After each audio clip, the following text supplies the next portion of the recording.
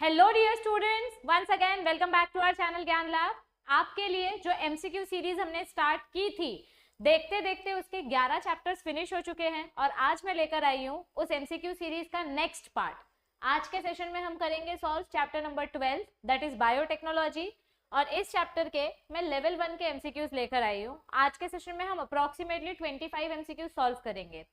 MCQ solve करते वक्त आपके सामने एक नोटबुक होनी चाहिए। जैसे ही क्वेश्चन डिस्प्ले होगा, वीडियो पॉज करो, नोटबुक में अपना आंसर लिखो और आगे वीडियो सोल्यूशन देखो। और ऐसे करते करते जब सेशन एंड हो जाएगा तो आपको अपने टोटल करेक्ट आंसर्स काउंट करने हैं, रॉन्ग आंसर्स काउंट करने हैं और आज के सेशन में आपको कितने मार्क्स मिले, आपके कितने क्वेश्चंस करेक्ट हुए, वो आपको नीचे कमेंट करना है।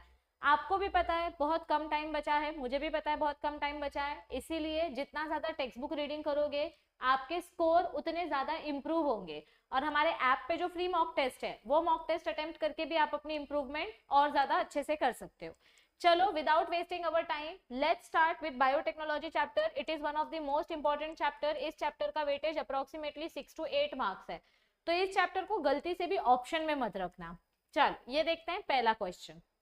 This is one of the very important PYQ। First bio patent was patented related to genetically engineered bacterium. तो पहला बायो पेटेंट कौन से माइक्रो ऑर्गेनिज्म से रिलेटेड किया गया था? Yes, salmonella, E coli, pseudomonas, azadirachta. कौन से ऑर्गेनिज्म से रिलेटेड पहला पेटेंट रजिस्टर किया गया था? First patent was regarding Pseudomonas. ये देखो, ये आपके टेक्स्ट बुक में से सीधा लाइन उठा के डाला है। सीईटी में बायोलॉजी में पूरा का पूरा लाइन टेक्स्ट बुक से उठा के सीधे एग्जाम में डाला जाता है। चलो next question. Exploitation of bio resources of other nations without authorization is called as dash. So exploitation of bio resources of other nations मतलब दूसरे कंट्री ने हमारे रिसोर्सेज एक्सप्लॉइट किए। एक्सप्लॉइट करना यानी कि गलत इस्तेमाल करना, तो इसको हम क्या बोलते हैं? When other people steel your resources. जब दूसरे लोग हमारी रिसोर्सेज चुरा लेते हैं या हमारी इंफॉर्मेशन चुरा लेते हैं, चोर को हम पायरेट्स बोलते हैं। तो जो भी हमारी इंफॉर्मेशन हमसे चुराता है, बायोलॉजिकल रिसोर्सेज चुराता है, उसको हम बोलते हैं biopiracy. Yes, so biopiracy means when somebody they do not kill but they misuse our information, they misuse our natural resources. Next, which of the following statement is true? तो यहाँ पे जो statements दिए गए हैं इसमें से कौन सा ट्रू है, कौन सा फॉल्स है? A biopatent is a patent granted by government to an inventor to prevent others from commercial use of his invention. आपने अगर अपने नाम का पेटेंट डिजाइन किया है तो आपका प्रोसेस कोई और यूज नहीं कर सकता, आपका प्रोडक्ट कोई और यूज नहीं कर सकता। सो this is correct. An American company in 1997 got patent rights on basmati rice through US Patent and Trademark Office. Correct. Texmati wala patent. Biopiracy means exploitation of bioresources of other nations without proper authorization. बिना permission लिए अगर आप किसी का काम चुराते हो तो उसको बायोपायरेसी बोलते हैं। So this is also correct. So कौन से स्टेटमेंट्स इसमें से करेक्ट है? तीनों स्टेटमेंट्स करेक्ट है। So answer D. Consider the following statements about the responsibility of genetically engineering approval committee. Okay, पहला statement, genetically approval committee सारे decisions लेता है कि हमारे कौन से organism पे research करना चाहिए, कौन से organism पे research नहीं होना चाहिए. So it takes all the decisions regarding genetically modified organism research. Next, it addresses the safety of introduced organism introduced for the public service. जो भी नया ऑर्गेनिज्म आप बना रहे हो, पब्लिक के लिए उसका क्या फायदा है, वो जेनेटिकली अप्रूवल कमिटी डिसाइड करती है। It was established by government of USA. गलत। जेनेटिकली इंजीनियरिंग अप्रूवल कमिटी, ये कमिटी इंडिया ने स्टार्ट की थी। It was not approved by USA. तो इसमें दो स्टेटमेंट्स करेक्ट है, एक स्टेटमेंट रॉन्ग है। Which statement is correct? Only option number 1 and 2। ये देखो, genetically approval engineering committee Indian government ने स्टार्ट की थी। करेक्ट। यहाँ पे हम वैलिडिटी और सेफ्टी दोनों चेक करते हैं। So statement 1 and 2 is correct. Next, BT corn has adverse effect on the population of. BT मतलब क्या होता है? बैसिलस थुरिनजेनेसिस के स्पोर्स से जो प्लांट हम ग्रो करते हैं तो वो प्लांट को हम बीटी बोल देते हैं। बैसिलस थुरिनजेनेसिस बैक्टीरिया का स्पोर हमने यूज किया है। अब बैसिलस thuringiensis के स्पोर्स को जब कोई इंसेक्ट खाएगा तो वो इंसेक्ट की डेथ हो जाएगी। तो इस क्रॉप का कौन से ऑर्गेनिज्म पे सबसे ज्यादा अफेक्ट था? बटरफ्लाई स्पीशीज पे ना, क्योंकि बटरफ्लाई स्पीशीज जो है ये कैटरपिलर से बनती है। कैटरपिलर इंसेक्ट है, कैटरपिलर लीफ को खाता है, और अगर इस लीफ के ऊपर बैसिलस thuringiensis का स्पोर रखा होगा तो वो कैटरपिलर की डेथ हो जाएगी, क्योंकि बैसिलस thuringiensis का स्पोर क्राई प्रोटीन रिलीज करता है। ये प्रोटीन हमारे इंसेक्ट के पेट में जाके उसके डाइजेस्टिव सिस्टम को डिस्ट्रॉय कर देता है। तो मोनार्क बटरफ्लाई का पॉपुलेशन बहुत ज्यादा कम हो गया था। ये देखो, बेटी कॉर्न के वजह से मोनार्क बटरफ्लाई का पॉपुलेशन कम हो रहा था। 2 bacterial genes cis E and cis M introduced in sheep are concerned with biosynthesis of। जब हम शीप से हमको क्या मिलता है? शीप से हमको वुल मिलता है। वुल मतलब क्या? वुल हेयर होता है। हेयर किससे बनता है? केराटिन प्रोटीन से। केराटिन प्रोटीन किससे बनती है? अमीनो एसिड से। अगर हम शीप में ये न्यू जीन्स इंट्रोड्यूस कर रहे हैं तो ये न्यू जीन्स की वजह से क्या होगा? हेयर प्रोडक्शन बढ़ेगा, मतलब अमीनो एसिड्स बनेगा, अमीनो एसिड्स की वजह से केराटिन प्रोटीन बनेगा, केराटिन प्रोटीन की वजह से हेयर प्रोडक्शन बनेगा और वुल प्रोडक्शन बढ़ेगा। सो बेसिकली ये दोनों जीन्स की वजह से अमीनो एसिड्स का प्रोडक्शन बढ़ रहा था। ये देखो, हमने जब सिस E और सिस M इंट्रोड्यूस किया तो सिस्टीन अमीनो एसिड्स का प्रोडक्शन हुआ, जिसकी वजह से केराटिन प्रोटीन का प्रोडक्शन बढ़ा। Next, which technology was used to produce human insulin from E. coli? पहला बायोटेक्नोलॉजी प्रोटीन जो बनाया था उस प्रोटीन का नाम था यूम्यूलिन, और ये प्रोटीन ई कोलाई से बनाया था। लेकिन कौन सा मेथड यूज किया था? Which technology was used? Yes, rDNA technology. कौन सा टेक्नोलॉजी यूज किया था? rDNA technology. ये देखो, पहला प्रोटीन जो था it was humulin and this humulin was produced using rDNA technology. Next, golden rice is promising transgenic crop when it is released for cultivation it will help in। देखो, golden rice, golden mustard, ये golden colour किसके वजह से आता है? ये vitamin A के वजह से आता है।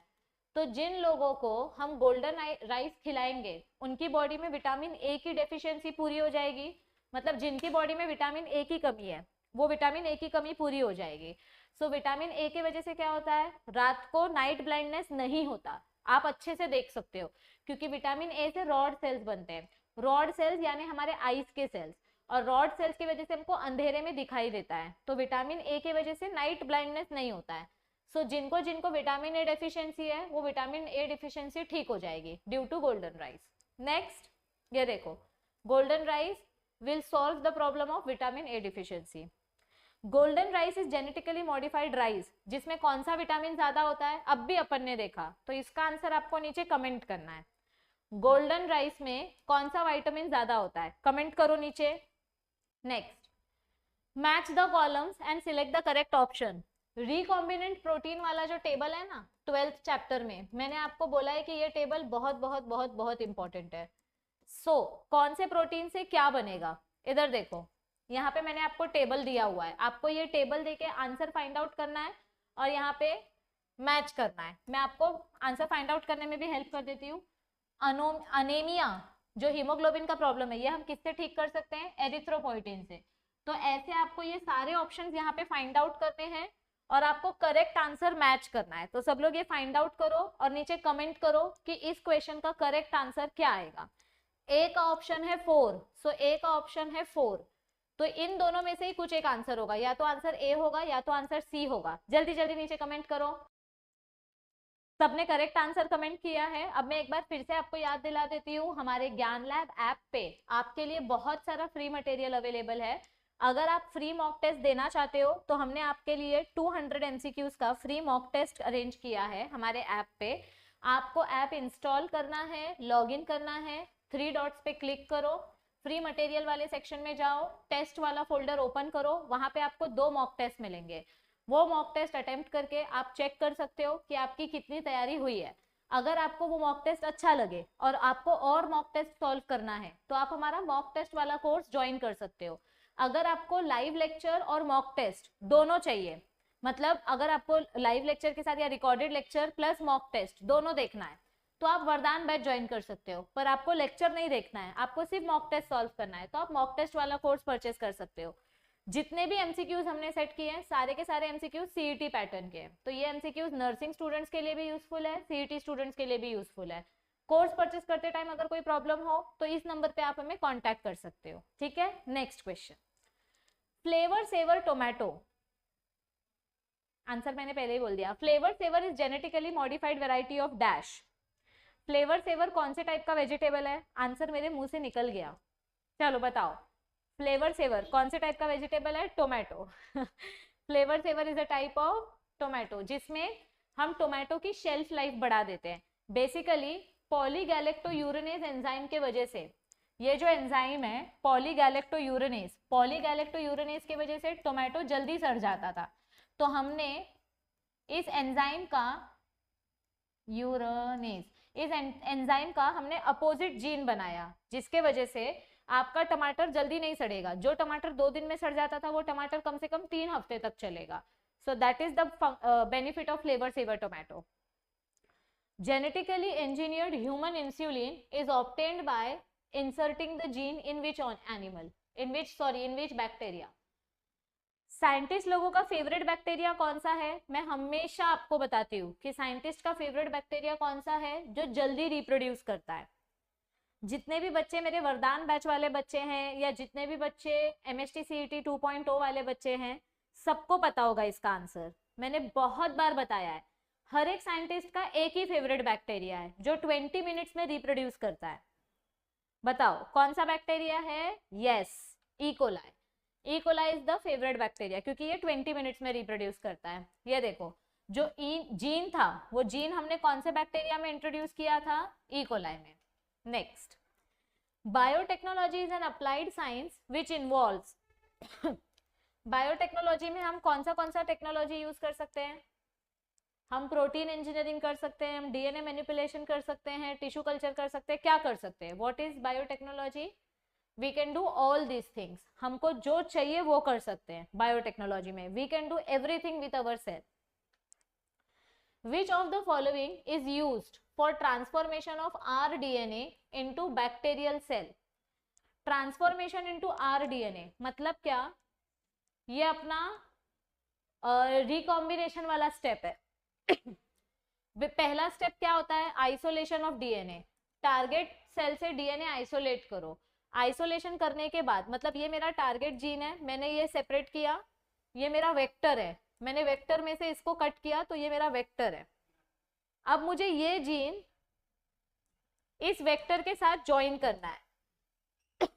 तो यहाँ पे कौन सा कोफैक्टर है जो मैं यूज करूंगी? Which cofactor is used for transformation? ये जीन यहाँ ट्रांसफर करने के लिए मैं कौन सा कोफैक्टर यूज करूंगी? I will use calcium for transformation. ये देखो, सॉरी, ट्रांसफॉर्मेशन करने के बाद, मतलब ट्रांसफॉर्मेशन करने के बाद ये मुझे अपने होस्ट सेल में डालना है। ये मेरा ई कोलाई है, मुझे ई कोलाई के अंदर ये rDNA डालना है, मतलब ये जीन इस वेक्टर में आ गया तो ये बन गया मेरा rDNA। अब ये जो नया डीएनए है ये मुझे मेरे ई कोलाई में डालना है। तो जब हम ये rDNA को ई कोलाई में डालेंगे तो कौन सा कोफैक्टर यूज करेंगे? Calcium. The transfer of rDNA into bacterial cell is associated with calcium. Next, cDNA is synthesized on template of. cDNA मतलब क्या होता है? Complementary DNA. कॉम्प्लीमेंट्री डीएनए कब बनता है? चैप्टर नंबर 4 में हमने पढ़ा था। ये मेरा डीएनए है, इससे mRNA बनेगा, दिस इज माय mRNA। लेकिन अगर यहाँ पे रिवर्स ट्रांसक्रिप्शन स्टार्ट हो गया तो रिवर्स ट्रांसक्रिप्शन के वजह से, मतलब वायरस आ गया, यहाँ पे अगर कोई वायरस आया तो ये वायरस के पास रिवर्स ट्रांसक्रिप्टेज एंजाइम होता है। वो एंजाइम क्या करेगा? वो mRNA को cDNA में कन्वर्ट कर देगा। तो यहाँ पे हमको मिलेगा हमारा cDNA, मतलब दिखने में ये डबल स्ट्रैंडेड है। This is also double stranded, this is also double stranded, पर ये प्रॉपर डीएनए है and this is virus DNA plus mRNA, तो दिखने में ये डबल स्ट्रैंडेड दिखता है, इसीलिए इसको सी डीएनए बोलते हैं। मतलब मेरा जो एमआरएनए था वायरस की वजह से वो किस में कन्वर्ट हो गया, सी डीएनए में कन्वर्ट हो गया। तो ये सी डीएनए किसके पास जाके बना, एमआरएनए के पास बना ना, तो सी डीएनए किसके पास बनता है, एमआरएनए के पास बनता है। ये देखो मेरा जो एमआरएनए फॉर्म हो रहा था, मेरा जो एमआरएनए है, इस एमआरएनए के पास नया डीएनए बना, तो इस डीएनए को बोलेंगे सी DNA. Which enzyme is used in the protection of cDNA? cDNA को प्रोटेक्ट करने के लिए कौन सा एंजाइम यूज होता है, मैंने अभी जस्ट बोला, ये जो रिवर्स ट्रांसक्रिप्शन है, ये रिवर्स ट्रांसक्रिप्शन कौन से एंजाइम की वजह से हो रहा है, हमारे वायरस के पास एक स्पेशल एंजाइम होता है, reverse transcriptase. Reverse transcriptase enzyme HIV virus में पढ़ा है ना हमने, इस एंजाइम की वजह से रिवर्स ट्रांसक्रिप्शन होता है। सो cDNA किसके वजह से प्रोटेक्टेड है, रिवर्स ट्रांसक्रिप्टेज के वजह से, करेक्ट। नेक्स्ट, हाँ, steps involved in the process of recombinant DNA technology are given below. So recombinant DNA technology के स्टेप्स क्या है बताओ। यस, फर्स्ट स्टेप क्या आएगा, selection of transformed host cell. पहला स्टेप क्या आएगा, पहला स्टेप आइसोलेशन है ना, आरडीएनए टेक्नोलॉजी का पहला स्टेप क्या है, टोटल 7 स्टेप्स है, तो फर्स्ट स्टेप क्या है, isolation. So first step will be isolation. Second step क्या आएगा, आइसोलेशन के बाद ligation of DNA fragment into suitable multiplication of expression और the introduce gene to obtain desired product, insertion of recombinant DNA. पहले हमने isolation किया, फिर उसको वेक्टर के साथ ज्वाइन किया, फिर वेक्टर के साथ ज्वाइन करने के बाद इसको हम होस्ट सेल में डालेंगे, फिर होस्ट सेल में डालने के बाद कौन सा सेल ट्रांसफॉर्मेशन दिखा रहा है वो चेक करेंगे, और फिर उस हेल्दी सेल का मल्टीप्लिकेशन करेंगे। तो स्टेप्स कैसे फॉलो होंगे, पहला ऑप्शन 3 आएगा, सेकंड ऑप्शन 4 आएगा। सो 3 4 फिर 5 फिर 1 और फिर 2। तो आपको स्टेप्स को रीअरेंज करना है। सो यहाँ पे आंसर क्या आएगा, ऑप्शन नंबर बी। ये देखो सारे स्टेप्स, आइसोलेशन, फिर वेक्टर के साथ उसको रीजॉइन किया, होस्ट में डाला, ट्रांसफॉर्मेशन सेल का सिलेक्ट किया और मल्टीप्लिकेशन किया। Next question, construction of recombinant DNA involves dash. RDNA बनाने के लिए हम क्या क्या करते हैं, आइसोलेशन करते हैं, डीएनए को कट करने के लिए हम रेस्ट्रिक्शन एंजाइम यूज करते हैं। So cleaving DNA segments with ligase, ligase enzyme से कभी भी डीएनए कट नहीं होता है। ये देखो डीएनए को अगर कट करना है तो वी यूज रेस्ट्रिक्शन एंजाइम, अगर इस डीएनए को इसके साथ ज्वाइन करना है तो यहाँ पे हम लाइगेज एंजाइम यूज करते हैं। Ligase enzyme is used to attach, cut करने के लिए रेस्ट्रिक्शन एंजाइम यूज होता है। सो क्लीविंग करना मतलब कट करना, so DNA is not cut by ligase, तो first option wrong. Cleaving and rejoining DNA segment with ligase, no, cleavage करने के लिए रेस्ट्रिक्शन एंडोन्यूक्लियस होना चाहिए, रीजॉइन करने के लिए लाइगेज होना चाहिए। Cleaving and rejoining with endonuclease alone, no, this is also wrong. So एक ही स्टेटमेंट बचा लास्ट वाला, डीएनए का क्लीवेज करने के लिए we need endonuclease enzyme and इसका रीजॉइनिंग करने के लिए we need ligase enzyme. So option number D is the correct answer, correct. ये देखो रेस्ट्रिक्शन न्यूक्लियस की मदद से, ये देखो रेस्ट्रिक्शन एंजाइम की मदद से हम डीएनए को कट करते हैं, एंड देन ये देखो रेस्ट्रिक्शन एंजाइम से कट किया, देन लाइगेज एंजाइम की मदद से हम डीएनए को अटैच करते हैं। So 2 different enzymes are used. Which of the following is plasmid vector, कौन सा इसमें से प्लास्मिड वेक्टर है, all of these, this is also plasmid, this is also plasmid, this is also plasmid. ये देखो ये बहुत इंपॉर्टेंट है, इसमें से एक एमसीक्यू आएगा ही आएगा। प्लास्मिड वेक्टर्स की अगर हम बात करें सो PBr322, PUC, TI प्लास्मिड, ये सारे प्लास्मिड वेक्टर्स हैं। और आपको बैक्टीरियोफाज वेक्टर्स का भी एग्जांपल याद होना चाहिए, lambda phage and M13। Next question, in polymerase chain reaction temperature required for the steps of denaturation, annealing and extension are। Denaturation मतलब ब्रेक डाउन ऑफ डीएनए। तो डीनेचुरेशन के लिए कितना टेम्परेचर रिक्वायर्ड होता है? एकदम हाईएस्ट टेम्परेचर 94, या तो ये आएगा या तो ये आएगा, ये दो ऑप्शन कट। अनीलिंग के लिए कितना टेम्परेचर रिक्वायर्ड होता है? Lowest temperature, so either it should be this, but ये तो है ही नहीं, तो answer is option number A, correct. चलो ये देखो, डीनेचुरेशन, फिर अनीलिंग, टेम्परेचर देखो, and then renaturation. So 94, 55, 72। Thermostable enzyme Taq polymerase is also known as dash. Taq polymerase, polymerase enzyme क्या करता है? डीएनए एक्सटेंशन करता है। सो पॉलीमरेज एंजाइम डीएनए को कंप्लीट करता है, इसीलिए पॉलीमरेज एंजाइम का दूसरा नाम क्या है? DNA polymerase. टैग पॉलीमरेज का दूसरा नाम क्या है? DNA polymerase. ये देखो, thermostable enzyme DNA polymerase is also known as Taq polymerase. ये देखो, next, PCR was discovered by dash scientist. PCR method किसने डिस्कवर किया था? या नहीं दिया, एकदम स्टार्टिंग में दिया है। पीसीआर किसने डिस्कवर किया था?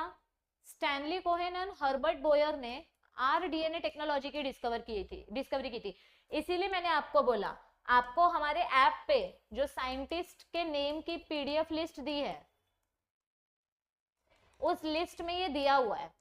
और मैंने आपको पहले भी बोला, कम से कम 3 से 4 क्वेश्चन ऐसे आते हैं जो साइंटिस्ट के नाम के ऊपर डिपेंडेंट होते हैं। तो ये डायरेक्ट क्वेश्चन है, बताओ अभी किसने डिस्कवर किया था PCR process? It was discovered by Kary Mullis in 1985। आपको रेडीमेड लिस्ट बना के दिया है, बस ऐप से डाउनलोड करना है।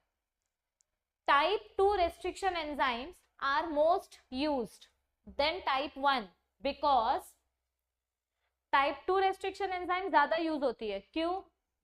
क्योंकि ये डीएनए को जल्दी जल्दी क्लीवेज करती है, या फिर ये मोर स्टेबल है, या ये डीएनए को स्पेसिफिक साइट पे कट करती है। Option number B and option number C are correct. ये देखो, हमारे जो टाइप 2 रेस्ट्रिक्शन एंजाइम्स होते हैं, these restriction enzymes cut the DNA at a specific sequence. Palindrome sequence मतलब क्या होता है? अगर आप आगे से नाम ले रहे हो या पीछे से नाम ले रहे हो, जैसे समझो यहाँ पे मैं लिखती हूँ मॉम, आप यहाँ से रीड करो या यहाँ से रीड करो, MOM MOM, it will be same. जैसे समझो मैं एक नाम लिखती हूँ नितिन, तो यहाँ से स्पेलिंग लिखो या यहाँ से स्पेलिंग लिखो, अल्फाबेट सेम रहेंगे। ऐसे सीक्वेंस को बोलते हैं पैलिंड्रोम सीक्वेंस। तो सिर्फ टाइप 2 रेस्ट्रिक्शन एंजाइम है जो पैलिंड्रोम सीक्वेंस पे काम करता है, बाकी कोई रेस्ट्रिक्शन एंजाइम पैलिंड्रोम सीक्वेंस पे काम नहीं करता। So that is why it is most preferred. Next, which of the following is the source of restriction endonuclease? इसमें से कौन से बैक्टीरिया से रेस्ट्रिक्शन एंजाइम मिलता है? Yes, which bacteria gives restriction enzyme? Both. Which of the following is source of restriction endonuclease? नहीं, ये नहीं आएगा आंसर। ई कोलाई से मिल रहा है, हाँ मिल रहा है, सॉरी, ई कोलाई से मिल रहा है, बैसिलस thuringiensis से नहीं मिल रहा है। मैं अभी भी दूसरे ही कॉन्सेप्ट में हूँ। हाँ, A and B is the correct answer, ये नहीं है। देखो, ई कोलाई से भी हमको रेस्ट्रिक्शन एंजाइम मिलता है, हीमोफिलस इन्फ्लुएंजा से भी हमको रेस्ट्रिक्शन एंजाइम मिलता है। ये अपने 4 बैक्टीरियल सोर्सेज है, इनसे अपने को रेस्ट्रिक्शन एंजाइम मिलता है, ये एंजाइम का नाम है। यस, तो option number D is the correct answer. Last question of the day, सबसे ज्यादा कॉमनली यूज किए जाने वाले बैक्टीरियोफाज वेक्टर्स कौन से हैं? अभी जस्ट मैंने आपको बताया था, ये देखो यहाँ पे, किधर गया वो क्वेश्चन? हाँ, बैक्टीरियोफाज का एग्जांपल क्या क्या है? लैम्डाफाज एंड M13 फाज। तो बताओ मुझे इसमें से आंसर क्या आएगा? क्या आएगा इसका आंसर? बैक्टीरियोफाज। ये अपना प्लास्मिड है, सो आंसर ये नहीं आएगा। तो इसका करेक्ट आंसर क्या है, नीचे कमेंट करो जल्दी से। और एक बार फिर से आपको मैं याद दिला रही हूँ, हमारे ऐप पे साइंटिस्ट के नेम्स की पीडीएफ लिस्ट है, फ्री मॉक टेस्ट अवेलेबल है। आपको बस ऐप इंस्टॉल करके लॉगिन करके टेस्ट अटेम्प्ट करना है। अगर आप और ज्यादा मॉक टेस्ट देना चाहते हो, अभी लास्ट के 15 दिन में आपकी स्ट्रैटेजी यही होनी चाहिए कि आप कम से कम 2000 MCQ सॉल्व करो। और हमारे ऐप पे आपको 2000 से ज्यादा MCQs मिलेंगे, जिससे आपकी प्रैक्टिस बहुत अच्छे से हो जाएगी। एक दिन में आपको 2 से 3 मॉक टेस्ट सॉल्व करना है और टेक्स्ट बुक रीडिंग करनी है, बस इतना ही करना है। और जितने भी मॉक टेस्ट हैं हमारे ऐप पर, सारे के सारे CET पैटर्न से हमने सेट किए हुए हैं। अगर मॉक टेस्ट कोर्स परचेस करते वक्त कोई प्रॉब्लम आए तो आप हमें इस नंबर पे कांटेक्ट कर सकते हैं। अगर किसी बच्चे को जेन्युइन फाइनेंशियल प्रॉब्लम है तो आपके लिए हमने यूट्यूब पे फ्री एमसीक्यू सीरीज भी अपलोड की है। इस साल भी मैं फ्री सीरीज दे रही हूँ, मैं हर साल फ्री एमसीक्यू सीरीज प्रोवाइड करती हूँ ताकि सबको हेल्प मिले।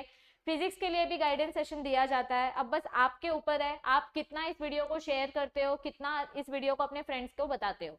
और हमारे चैनल पे हम कम्युनिटी पोस्ट भी अपलोड करते हैं, डेली 4 से 5 एमसीक्यू अपलोड होता है। अगर आप एक दिन बैठ के वो एमसीक्यू भी सॉल्व करोगे तो आपका एक मॉक टेस्ट तो ऐसे ही हो जाएगा। आपको बस चैनल को सब्सक्राइब करना है और कम्युनिटी पोस्ट चेक करना है। चैनल का अगर आप नोटिफिकेशन ऑन करोगे तो कम्युनिटी पोस्ट का भी नोटिफिकेशन आपको आएगा।